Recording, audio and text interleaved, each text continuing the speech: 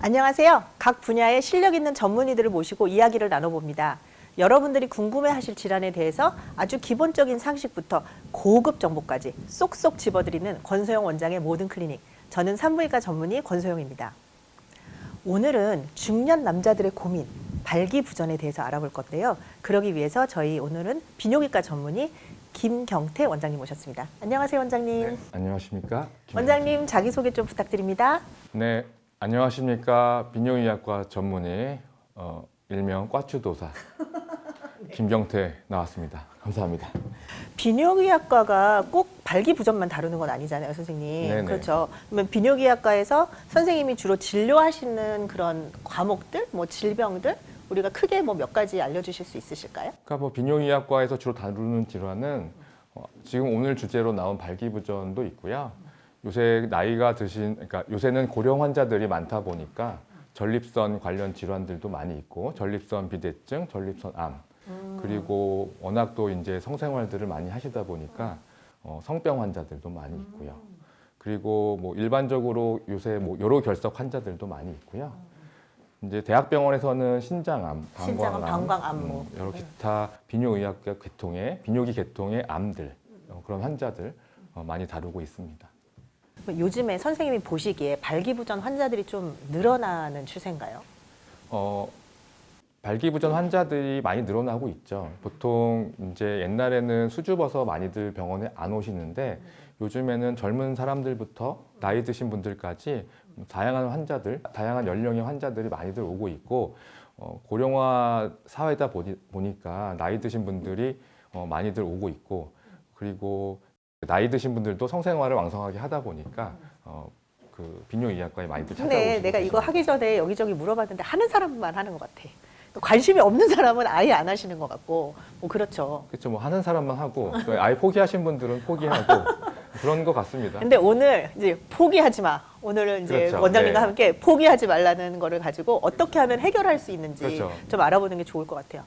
발기부전이 그러니까 나이가 들면서 그냥 자연스럽게 오는 노화의 그런 증상인 건지 아니면은 질환, 병인 건지 뭐 어떻게 봐야 될까요? 그러니까 나이가 들면은 예전보다는 좀 다르니까. 발기부전도 엄연히 질환이죠. WHO에서도 분명히 질환이라고 인정을 하고 있고요.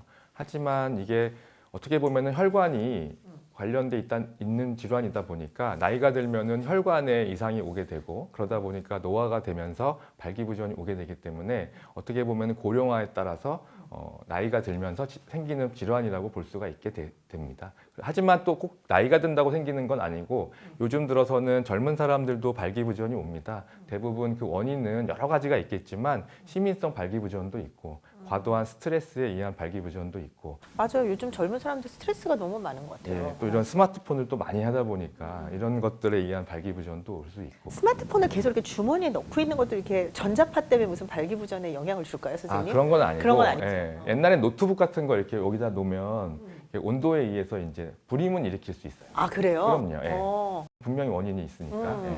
어쨌든 남자는 좀 차갑게 해야 된다. 그렇죠. 그러니까 이거 원래 내 신부 체온보다 한 0.5도인가 1도 더 네, 시원해야 되는데 계속 여기다가 이제 노트북 올려놓고 뜨거워 올려놓고 그러면은 그거는 영향을 줄 수 있겠군요. 그렇죠. 그러니까 예전에는 노트북을 많이 사용했어요. 그죠? 요새는 그런 건 좀 줄어든 다 것 스마트폰이니까 같아요. 조금 떨어져 있네요. 그래서. 그런 건 좀, 네, 그렇습니다. 그럼 발기부전은 발기가 전혀 안 되는 거예요? 낮씩?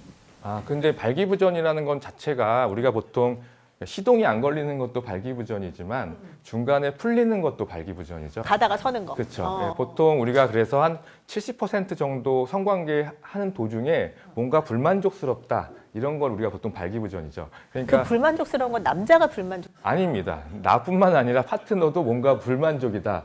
관계를 했는데 중간에 풀리면 유지가 안 되는 거잖아요. 관계가. 그럼 못 하게 되잖아요. 그거 다시 뭐 재시동을 걸 수가 없는 상태가 되면 그것도 발기부전이죠. 그래서 예전에는 뭐 3분, 뭐 5분, 뭐 이렇게 뭐 시간의 그런 개념이었는데 지금은 뭐 본인이든 파트너든 만족스럽지 못하면 그걸 이제 발기부전이라는 그런 그렇죠. 진단이라고 하는 거예요. 항상 기준이라는 거는 내 기준이 아니라 나와 같이 성관계를 하고 있는 파트너가 만족하지 못할 때는 그건 발기부전이라고. 협업을 해야 되니까. 그러니까. 네, 맞습니다. 그러면 코웍이라고 볼 수 있습니다. 코웍. 네, 좋습니다. 오늘 아주 재밌을 것 같습니다. 네.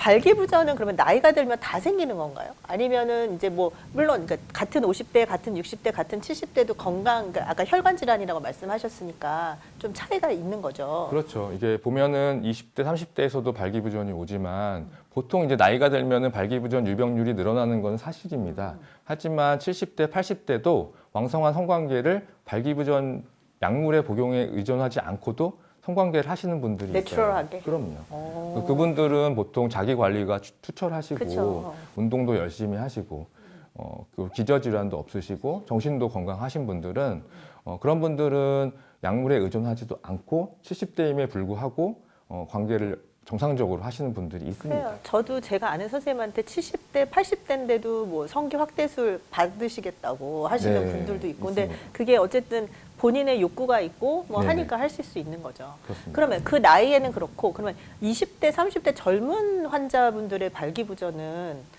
뭐 물론 아주 뭐 기저질환이 있는 사람들은 안 되는 거겠지만 20대, 30대 젊은 사람들한테서의 발기부전은 원인은 주로 뭔가요? 아까 서두에도 말씀드렸듯이 대부분 시민성인 경우가 많습니다. 마음의 문제. 그렇죠. 시민성 스트레스도 많고 그러다 보니까 발기부전이 오고 과도한 업무에 의해서 올 수도 있고 보통 그리고 이제 그 파트너와의 무슨 문제 그런 것도 올 수 있고. 그러니까 시민성이라는 게 그러니까 마음이랑 뭐 그런 거라는데 이제 뭐 회사 스트레스는 회사 스트레스고 파트너랑은 뭐 사이가 안 좋아서 이거는 이제 가장 특징적인 게 있는데 요새 이제 혼자 이제 집에서 있는 경우가 많잖아요. 옛날에는 이제 부모님이랑 같이 사는 경우가 많았는데 요즘은 이제 혼자 독립해서 사는 경우가 그쵸. 많이 있습니다. 그래서 이 친구들이 보통 좀 약간 19금 얘기긴 한데 자유행위를 하거든요. 많이 하죠. 하죠. 근데 집에서 혼자 하다 보니까 점점 이 자유행위가 과격해집니다. 맞아요. 그죠? 그러다 보니까 이제 사운드, 그러니까 소리도 막 크게 지르고 점점 심한 자유행위를 하다 보니까 이 친구들이 정상적인 관계에서 일반적인 여자친구랑 관계에서 그런 과도한 자극이 없을 없을 때는 경우에는 안 되죠. 발기가 잘 안 되는 경우가 그러니까 있어요. 워낙에나 아주 큰 자극에만 익숙해져 있다 맞습니다. 보니까 네. 그래서 그거를 이제 시민성이라고 봐야 하긴 좀 그렇고 그러한 성적 자극이 없을 때 발기가 잘 안 되는 경우가 있어서 그런 쪽의 치료를 좀 해야 되는 경우가 정신과적 치료죠. 그런 경우가 있습니다. 그리고 만약에 이제 내가 한번 여자친구랑 했는데 뭐 잘 안 됐다. 그러면 이제 그런 것도 약간 내가 잘 안 된다. 이거 되게 위축되고 그러면 그 다음에 하는 것도 좀 힘들어지고. 그렇죠. 보통 관계를 했는데 여자친구가 뭔가 자기를 무시하는 듯한 발언, 뭐 너 왜 이렇게 작어? 뭐 이렇게 한다거나, 뭐 이렇게 뭐 관계를 했어. 근데 이제 뭐 이게 다야? 막 이런 거. 벌써 이게 끝이야?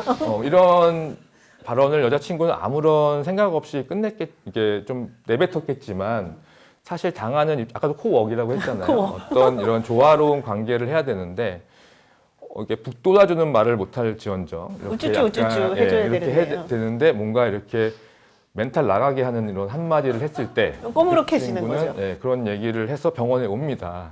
저한테 이거 어떻게 해야 되나요? 이렇게 오면 제가 얘기를 하죠. 여자친구를 헤어져라. 파트너를 바꾸는 게 어떻겠니? 그렇게 체인지 파트너가 이게 가장 큰 치료다. 맞아요, 이거는 맞아요. 새롭게 너를 북돋아주는 친구를 만나는 게 어떻겠니? 라고 너 그 오래 만났니? 이렇게 얘기를 하면서 꼭 걔를 만나야겠니? 꼭, 그런 얘기를 진짜로 해줘요.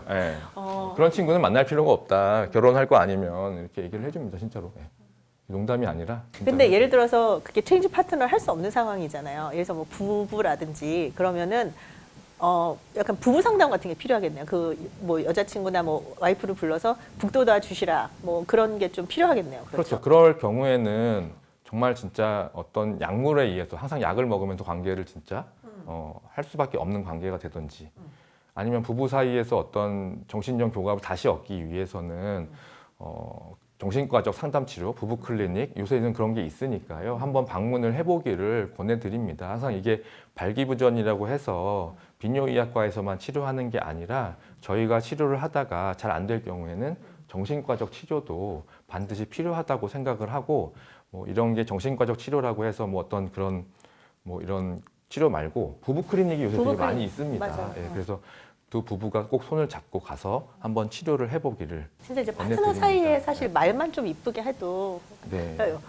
오늘 오빠가 그냥 좀 피곤했나 보구나. 그냥 그러고 나서는 뭐 그냥 뭐 영화 보든지 뭐 맛있는 거 먹든지 그냥 그러고 끝내버리면 되는데 너무 이렇게 기를 죽이는 말을 하면은 그게 너무 이렇게 트라우마로 올 수 있겠군요. 근데 현실적으로 이제 우리나라 이 부부 관계라는 게 사실 그런 부부 클리닉에 가라고 하면 가는 부부가 몇 %나 될지는 없을 것 같아요. 근데 부부 사이에서 여자가 뭐 아프고 뭐 질 건조증이 있거나 그러면 그래 억지로는 할 수가 있는데 남성이 발기부전이어서 발기 자체가 안 되거나 그러면 이제 부부관계 자체가 안 되는 거니까 사실 같이 좀 노력해야 되는 건 있는 것 같아요.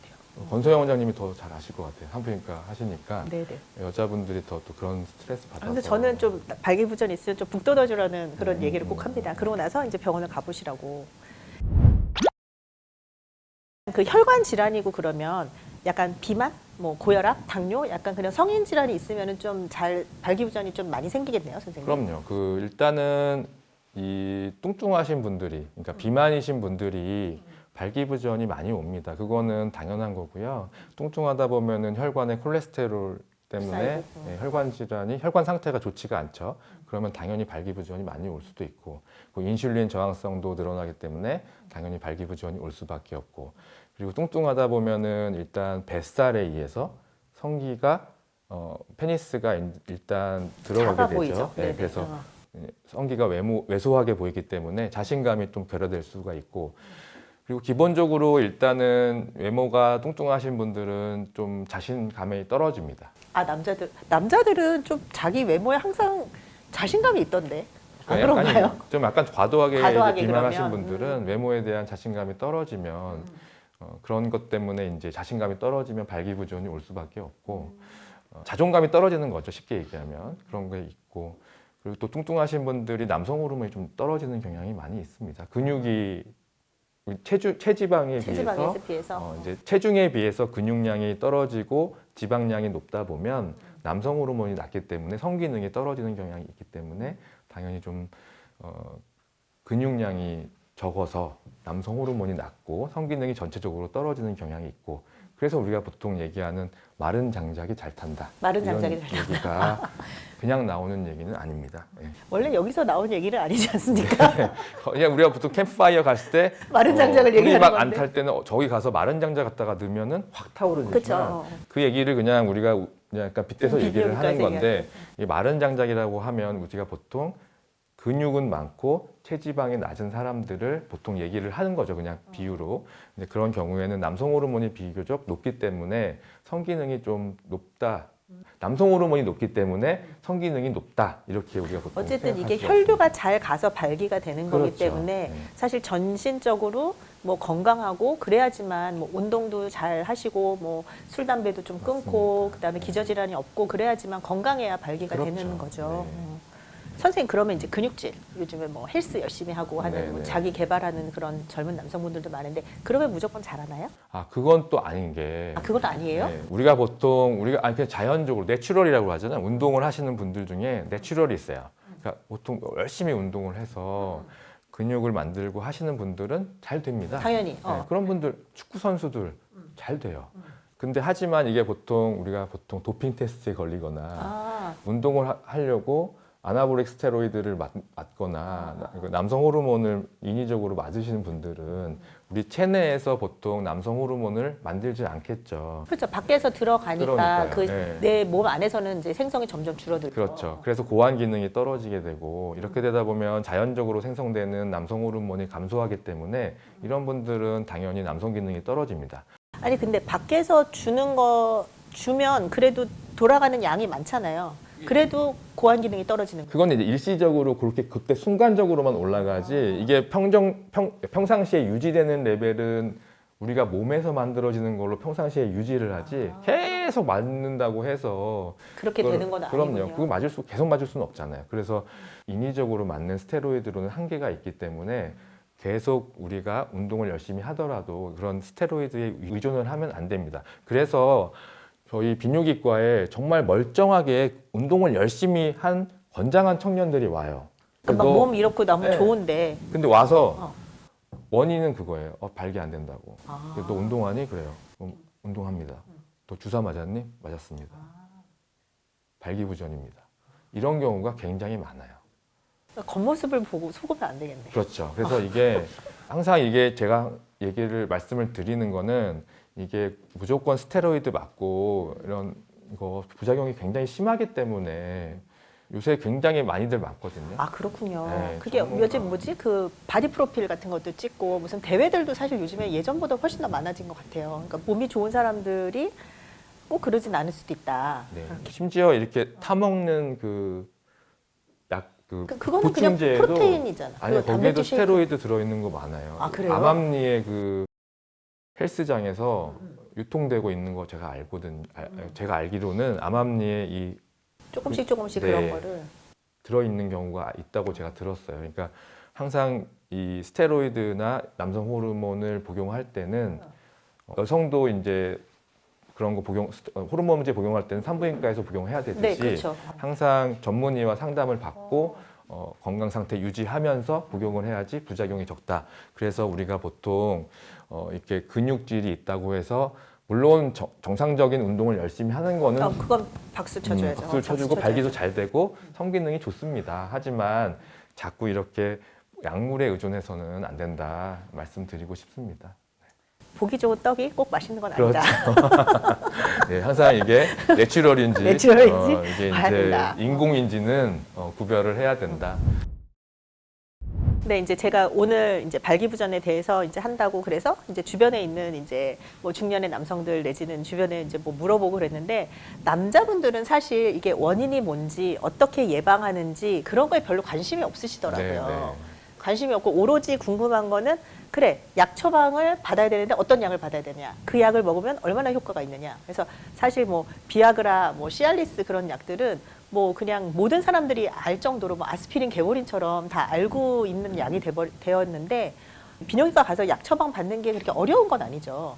그렇죠. 요새는 예전처럼 약물 가격도 많이 저렴해졌고 이게 되게 대중화가 됐어요. 그래서 약물 이름도 뭐 88, 뭐 99.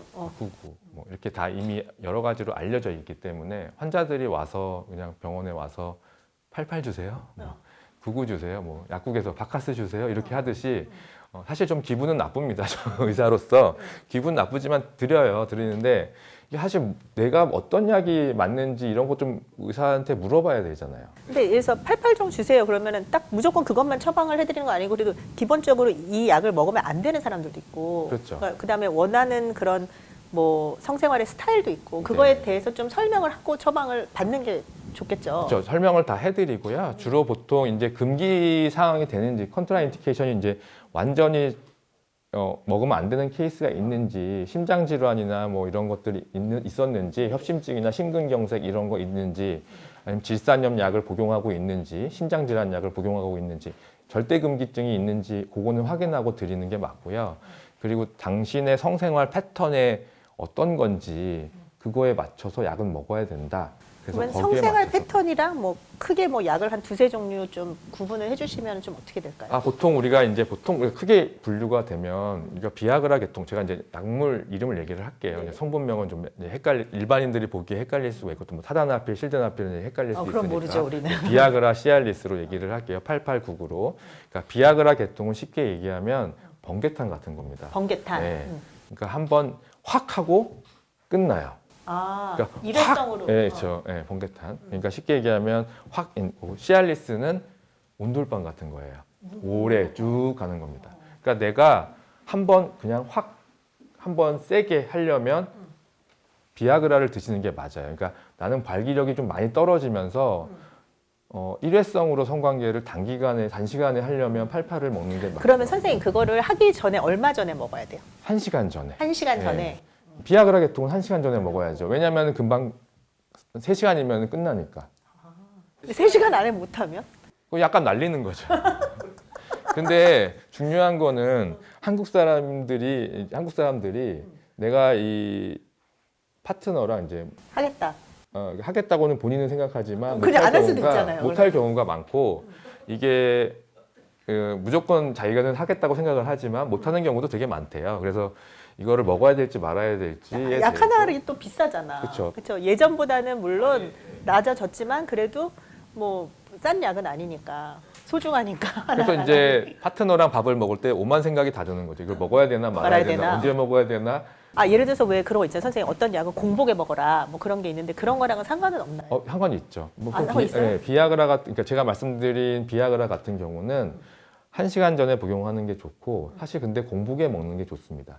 내가 어떤 기름진 음식이나 음식을 먹거나 술 같은 거를 먹고 성관계하는 경우가 많을 때는 비아그라보다는 시알리스가 낫습니다. 비아그라 계통의 약들은 공복에 먹지 않고 술 먹고 먹으면 효과가 많이 떨어져요. 그래서 내가 성생활 패턴이 보통 내 여자친구랑 나는 보통 와인 한잔 하고 음식을 많이 먹고 성관계를 한다. 와이프랑 뭐 보통 이제 와인 한잔 하면서 밥을 같이 먹고 관계를 한다. 그러면 이제 시알리스 계통이 맞는 거고, 나는 보통 이제 맨정신에 공복에 관계를 공복 유산소 하고 운동이야. 하고 이제 다 끝나고 밥 먹는다. 이럴 때는 비아그라가 낫는 거고. 나는 그렇죠. 나는 보통 관계를 아침에도 하고 중간에 자다가 깨서도 한번 하고 아침에도 한번 한다. 주말 부부들 그럴 수도 있어요. 그리고 뭐 오랜만에 만난 여자친구 아니면 젊은 혈기에 어디 여행을 갔다. 뭐 젊은 혈기에 뭐 하고 뭐 이틀 연속한다. 이런 패턴을 가지고 있는 분들은 비아그라는 안 되죠. 그러면 시알리스를 먹어서 이렇게 좀 지속 시간이 오래되게끔. 예, 그렇게 그래서 시알리스가 별명이 있는데 금요일에 먹는 약 이렇게 예, 주말 부부가 먹는 약. 그래서 내 패턴에 맞는 약을 먹어야 되는 거고, 그리고 아까도 말씀드렸듯이 술 먹고 먹는 경우 오래 여러 번 하는 경우에는 시알리스. 단기간에 좀 내가 발기력이 떨어지고 빈속에 하는 경우는 비아그라 계통이 낫고. 그러니까 이런 패턴을 보고 약을 줘야지 그냥 아무거나 막 먹으면은 나랑 패턴이 잘 안 맞는 경우에 약을 먹었을 때는 낭패를 볼 수 있다. 이왕 먹는 거 내가 돈 주고 먹는 거는 그렇죠. 예, 좋은 거 먹어. 그게 약을 먹었을 때 부작용이 있나요, 선생님? 부작용이 심하죠. 아까 말씀드렸듯이 심해요? 그렇죠. 아니, 심장 부작용, 그러니까. 심혈관 질환이 있는 사람은 뭐 좀 안 먹어야 되는 거고 그 사람들은 당연히 그런 부작용인데 그거 말고. 그거 말고는? 그러니까 보통 약을 아까 비아그라 계통은 확 번개탄 같은 거라고 말씀드렸잖아요. 그만큼 부작용도 심합니다. 그러니까 효과가 집중되어 있는 대신에 그만큼 부작용도 심하기 때문에 내가 만약에 그 어떤 좀 아무 생각 없이 약을 하나를 먹었어요. 근데 이제 효과가 없습니다. 그러면 이제 또 하나를 먹죠. 그렇죠. 그러면 이제 응급실 가는 경우도 있어요. 너무 이제 그게 심정. 제가 알기로는 발기부전제 약을 먹는다고 해서 그냥 두두두두두 발기가 되는 건 아니잖아요. 그렇죠. 어떤 할아버지가 약을 받았어요. 먹었어요, 집에서. 근데 다음날 와요. 김 원장님, 왜 발기가 안 되죠? 어제 약 드셨어요? 그래서 약 드셨어요. 뭐 하셨어요? TV 봤는데. 그 성적 자극이 있어야지 발기가 되는 거예요. 그러니까 어떤 성적인 예를 들어서 뭐 야한 영상을 본다던가 뭐 할머니랑 뭔가 스킨십을 한다거나 이래야지 발기가 되는 거지요. 근데 가만히 있는데 그냥 발기가 되는 건 그렇게 아니죠. 되는 줄 알고 약을 먹었다는 거예요. 근데 그건 아니고 약을 먹고 성적 자극이 있어야지만 발기가 되는 거지, 그냥 약을 먹고 가만히 있는다고 해서 이게 자동으로 발기되는 건 아니다.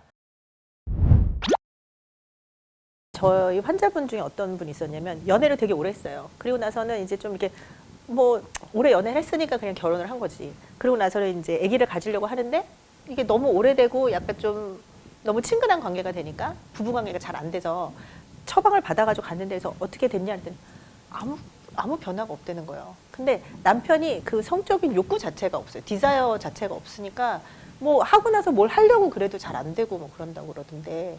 그거는 이제 제가 봤을 때는 약물을 좀 바꾸던지 아니면은 그런 분들은 약물 복용하기 전에 남성 호르몬을 한번 체크를 해보고 이분 자체적으로 남성 호르몬이 떨어져 있을 때는 이런 호르몬 치료 쪽으로 먼저 접근을 하고, 욕구 자체가 너무 그렇죠. 떨어져 있을 때는. 성욕이 떨어졌을 때는 이게 이제 헷갈리는 게 비아그라 자체가 성욕을 올려주는 약은 아닙니다. 그러니까 어떤 분들은 이 비아그라를 먹으면 내가 성욕이 올라간다고 생각을 하는데 이거는 발기를 시키는 약이지 성욕 증강제는 아닙니다. 물론 발기가 되면 성욕이 올라가는 수는 있겠죠. 성감은 어때요? 그렇게 해서 온 김에 제사 지낸다고 발기가 되면서 뭔가를 해야겠다는 욕구는 생길 수는 있지만 아무 욕구가 없는 사람이 약을 먹는다고 욕구가 그렇죠. 생기는 건 아니에요. 이거는 이제 이제 분리를 해야 돼요. 그러니까 발기는 발기고 성욕은 성욕이고 성욕을 올리는 거는 호르몬 치료. 내가 만약에 호르몬이 낮다. 갱년기에 어떤 남성 호르몬 저하로 인한 성욕 감퇴는 이거는 호르몬 치료 쪽으로 접근을 해야 되는 거지 발기부전제가 내 성욕을 올려주는 역할을 하는 건 아니에요. 네, 그리고 아까 질문하다가 잠깐 끊겼는데 발기부전제 부작용은 안면 홍조가 일어날 수 있고요. 고혈압, 그러니까 두통, 심계항진 이런 게 일어날 수 있고요. 혈류가 막 쏠리면서 막 그러는 거죠. 뭐 머리가 아프고 그런 것도. 시알리스 계통 같은 경우는 근육통이 일어날 수 있기 때문에 약을 먹고 근육통이 일어나면 절대 다음부터는 드시면 안 됩니다. 왜 안 돼요? 근육통이 계속 일어나니까. 너무 심해요. 네, 심하게 일어납니다. 그래서 시알리스 계통의 가장 큰 부작용이 근육통이 일어날 수 있기 때문에 근육통 써놔야겠다. 근육통이 일어날 수. 약 먹는데 갑자기 온몸이 막 쑤시고 막 몸살기가 있어요. 막 못하겠네 그러면. 네, 그러면은 그 약은 나랑 안 맞는 거예요. 네, 그래서 그 약 먹으면 안 되고 그 다음에 또 이거 부활세알 먹는데 응급실은 갈 정도로 문제는 되지는 않지만 발기 지속증이 일어날 수 있어요. 그렇죠. 계속해서 안 풀리는. 네, 발기 지속증. 그러니까 발기가 2시간, 3시간, 4시간 계속 지속되는 남자들의 꿈 상태. 아닌가요? 그건 잘못된 생각이고요. 잘못된 꿈인가요? 그렇다고 좋다고 가만히 있다가는 괴사가 일어나죠. 거니까. 네네. 빨리 응급실에 가서서 그 괴사를 풀어야지 풀지 않고 지속됐다가는 평생 내 똘똘이를 못 본다. 너무 슬퍼. 네, 그런 상태가 되기 때문에 굉장히 에머전시 상태입니다. 그래서 이런 예를 들어서 시알리스는 금요일 날 한 번 먹는 그렇다. 그러면 그래서 비아그라를 내가 매일 저녁에 성관계를 하면서 매일매일 먹는다, 자주 먹는다. 그런 거는 별 문제가 안 되나요? 적당 정량으로 먹는 거는 아무 문제가 안 되고 단 이게 치료제는 아니기 때문에 그렇게 복용하는 거는 권하지는 않습니다. 그래서 내성이 생겨서 어제는 약이 들었는데 오늘은 약이 안 듣는다. 그렇진 않고요. 그렇진 않아요. 예, 정 매일 먹고 싶으시면 저희가 권해드리는 거는 시알리스 저용량을 매일 먹는다. 이건 요새 매일요법, 데일리요법이 나와서 많은 분들이 복용을 하고 계세요. 맞아요. 이거 왜냐하면 이건 치료 효과도 있고 전립선 그다음에 비대증 치료 효과도 있는 그렇죠. 거죠. 전립선 시알리스는. 비대증에 어느 정도 이렇게 효과가 있기 때문에 하부 요로 증상 개선에 효과가 있기 때문에 그것은 매일 먹는 건 있고 그 다음에 이게 아까 말씀드렸듯이 매일 먹게 되는 거, 그다음에 할 때마다 먹게 되면 중독성은 없는데 의존성은 있어요. 약간. 그러니까 이게 없으면 내가 안 될 것 같은 맞습니다. 심리적으로. 사실, 없어도 되는 상태인데 심리적으로 의존을 하게 됩니다. 그런 경우가 많아요. 그러니까 30대, 20대도 이거를 먹기 시작을 하면은 왠지 이거 없으면 관계를 못할 것 같은 불안감에 들면서 그냥 먹어요. 그렇구나. 네. 그냥 먹기 때문에 약값이 많이 들겠네요. 선생님. 그렇죠. 네. 그런 경우는 있어요. 그러니까 의존성이 중독성이나 이런 건 없는데 심리적 의존성이라고 얘기할 수 있죠. 네.